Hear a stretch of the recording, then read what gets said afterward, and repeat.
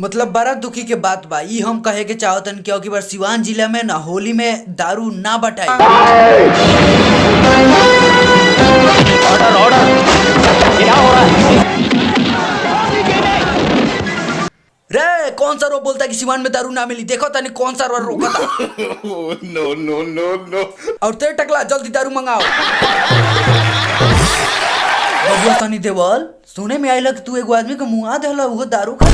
ए चाचा हम ओकरा के मरले नहीं की बुझाता न तारा। तब मर कैसे गइल है ई बताओ। हम तो ओकरा खाली ढकेली तो मर गए। तो हो में हमार का गलती बा? उ सर वैसे मर गए है कि सिवान में बोलत रहे कि दरुआ ना आई। ए चाचा हम चाहतन कि सिवान में दारू ना ही मिले के चाहिए। अरे सरवा ते दारू ना पियलिस का रे? उतना दिन से इंतजार कर लेबान कि होली में दारू आई तो खूबे हम पिए। अबे सरऊ हम तारा के दारू ना पिए दे मौकी बा।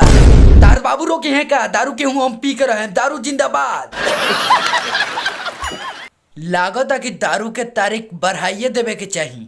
तारीख पे तारीख तारीख पे तारीख सारे के रू तारीख पे तारीख बढ़ाइब दारू ना बढ़ाइब। औकी बार होली में सिवान जिला में दारू ना आई नू तो औकी बार सारे के रू तुहे मुँह औकी बार तोहरे बारी बा।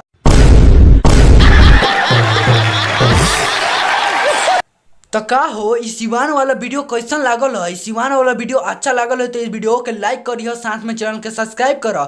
अगर ऐसे ही वीडियो देखे के बाद तो हमारे चैनल में बात जाकर देखो। तो चलो मिलता नहीं अगला वीडियो में।